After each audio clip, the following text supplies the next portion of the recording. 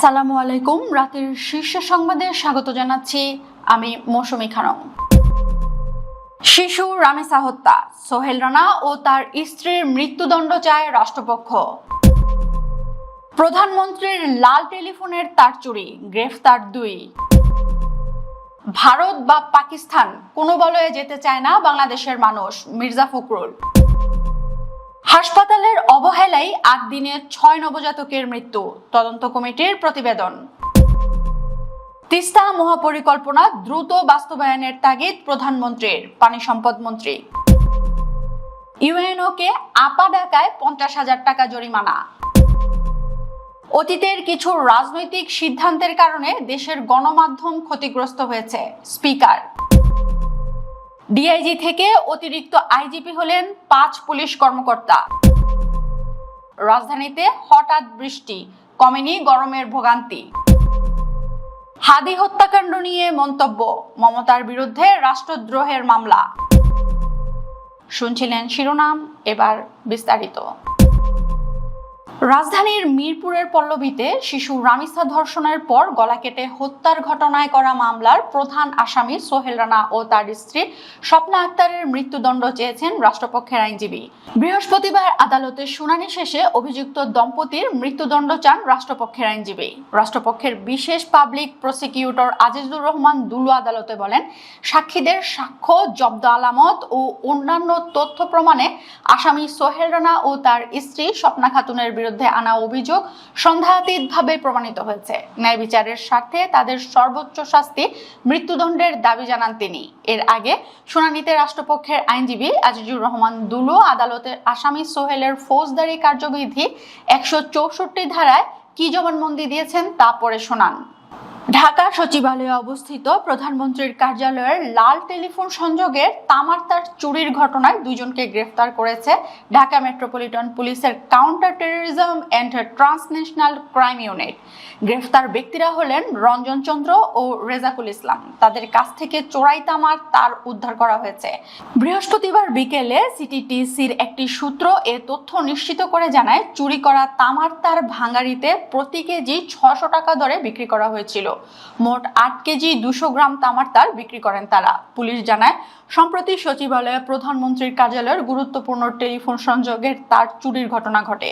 এই ঘটনায় বিটিসিএল কর্তৃপক্ষ শাহবাগ থানায় অজ্ঞাতনামা আসামিদের বিরুদ্ধে মামলা করে। ঘটনার পর সিটিটিসি ছায়া তদন্ত শুরু করে এবং গোপন তথ্যের ভিত্তিতে সচিবালয়ে আউটসোর্সিং কর্মী রঞ্জন চন্দ্রকে জিজ্ঞাসাবাদের জন্য হেফাজতে নেয়।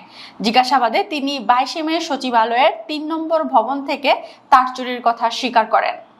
ভারত বা পাকিস্তানের কোনো বলয়ের অংশ না হয়ে বাংলাদেশের নিজস্ব ও স্বাধীন বলয়ে থাকতে চায় বলে মন্তব্য করেছেন বিএনপি মহাসচিব এবং স্থানীয় সরকার, পল্লী উন্নয়ন ও সমবায় মন্ত্রী মির্জা ফখরুল ইসলাম আলমগীর। বৃহস্পতিবার পিআইবি অডিটোরিয়ামে আয়োজিত শহীদ রাষ্ট্রপতি জিয়াউর রহমানের 45তম শাহাদাত বার্ষিকী উপলক্ষে আলোচনা সভায় একথা বলেন তিনি। মির্জা ফখরুল বলেন, শহীদ জিয়াউর রহমানের মূল ঘোষণা ছিল দেশকে এগিয়ে নিয়ে যাওয়া, সবাইকে নিয়ে সামনের দিকে এগিয়ে যাওয়া। আমার কাছে মনে হয় তার রাজনীতির সবচেয়ে বড় বৈশিষ্ট্য এটাই ছিল। বাংলাদেশকে কারো চোখে শত্রু বানাতে চাননি, কাউকে মিত্রে পরিণত করতে চাননি। এটা করতে গিয়ে তিনি অনেক ক্ষেত্রে সফল হয়েছেন। বাংলাদেশকে সবার চোখে একটি ভালো দেশ হিসেবে এগিয়ে নিতে পেরেছেন। মূল কথা হলো, মানুষ বাংলাদেশকে কিভাবে দেখতে চায়, সমস্ত প্রভাবের বাইরে, সমস্ত আধিপত্যের বাইরে দেশকে দেখতে চায়। 6 নবজাতকের মৃত্যুর ঘটনায় 8 দিন মেডিকেল কলেজ হাসপাতালের দায়িত্বে অবহেলার প্রমাণ পেয়েছেন তদন্ত কমিটি। বৃহস্পতিবার বিকেলে স্বাস্থ্য মন্ত্রণালয়ের সম্মেলন কক্ষে এই প্রতিবেদন পড়ে শোনান স্বাস্থ্যমন্ত্রী সর্দার সাখাওয়াত হোসেন বকুল। তিনি বলেন, তদন্ত প্রতিবেদনে স্পষ্টভাবে 8 দিন হাসপাতালের দায়িত্বে অবহেলা পাওয়া গেছে। পরবর্তী প্রক্রিয়া হিসেবে তাদের বিরুদ্ধে প্রচলিত আইনে ব্যবস্থা নেওয়া হবে। স্বাস্থ্যমন্ত্রী বলেন, গেল 27 মে ভোর 6টা থেকে সকাল 9টার মধ্যে রাজধানীর মগবাজারের 8 দিন হাসপাতালে 6টি নবজাতক শিশু মারা গেছে। এই ঘটনাটিকে খুবই সিরিয়াসলি নিয়েছি। আমরা ঘটনাস্থল পরিদর্শন করেছি, একটি তদন্ত কমিটি গঠন করেছি। তাদের 3 দিন সময় দেওয়া হয়েছিল। বিকাল 3টায় সেই প্রতিবেদন হাতে পেয়েছি। তিনি বলেন, তদন্ত কমিটি দেখেছে যে 8 দিন হাসপাতালের ভবনটি একটি হাসপাতাল পরিচালনার জন্য উপযোগী না। তদন্ত কমিটি পোস্ট অপারেটিভ কক্ষ নম্বর 2 পরিদর্শন করেছে। তাদের কাছে মনে হয়েছে কক্ষটিতে দীর্ঘ সময় এসি বন্ধ থাকায় ও স্বাভাবিক ভেন্টিলেশন কার্যক্রম না থাকায় প্রয়োজনীয় অক্সিজেনের মাত্রার ঘাটতি হয়েছে। পাশাপাশি কার্বন ডাই অক্সাইডের পরিমাণ স্বাভাবিকের চেয়ে বেশি ছিল। তিস্তা মহাপরিকল্পনা দ্রুত বাস্তবায়নে সংশ্লিষ্টদের প্রয়োজনীয় ব্যবস্থা নিতে নির্দেশ দিয়েছেন প্রধানমন্ত্রী তারেক রহমান। তিস্তা অববাহিকায় সমন্বিত পানি ব্যবস্থাপনা নিশ্চিত করতে সরকার অগ্রাধিকার ভিত্তিতে কাজ করছে বলে জানিয়েছেন পানি সম্পদ মন্ত্রী শহীদুদ্দীন চৌধুরী এনি। বৃহস্পতিবার বিকেলে বাংলাদেশ সচিবালয়ে প্রধানমন্ত্রীর সঙ্গে তিস্তা মহাপরিকল্পনা বাস্তবায়ন সংক্রান্ত বৈঠক শেষে সাংবাদিকদের তিনি এই তথ্য জানান।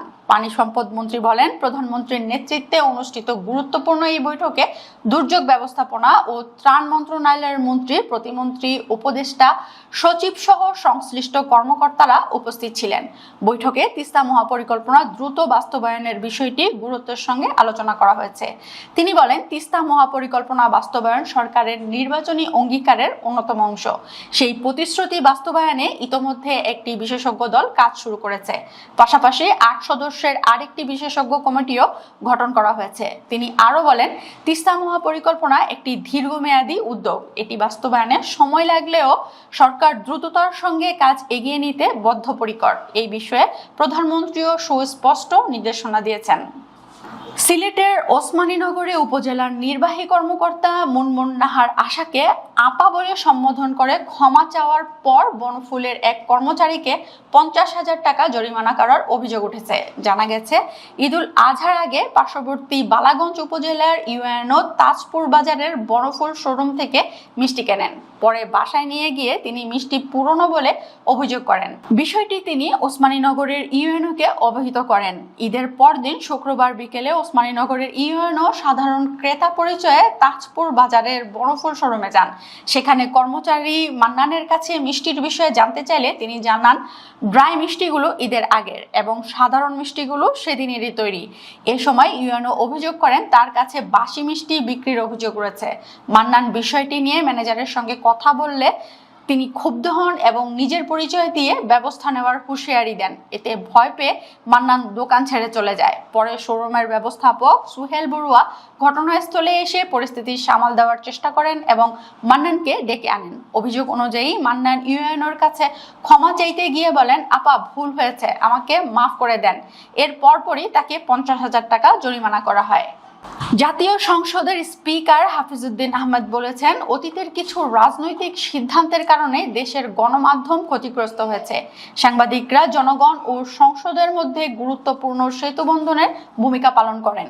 গণতন্ত্রের শক্তিশালী করতে এবং দেশের উন্নয়নকে এগিয়ে নিতে সাংবাদিক ও সংসদকে একসঙ্গে কাজ করতে হবে। বৃহস্পতিবার জাতীয় সংসদ ভবনে স্পিকারের সম্মেলন কক্ষে বাংলাদেশ পার্লামেন্ট জার্নালিস্ট অ্যাসোসিয়েশন কার্যনির্বাহী কমিটির সদস্যদের সঙ্গে মত বিনিময়কালে তিনি এসব কথা বলেন। স্পিকার বলেন, বর্তমান সংসদকে ঘিরে জনগণের প্রত্যাশা অত্যন্ত ব্যাপক।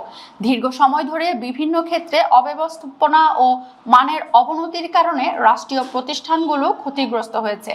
অনেক ত্যাগ, সংগ্রাম ও রক্তের বিনিময়ে বর্তমান সংসদ প্রতিষ্ঠিত হয়েছে।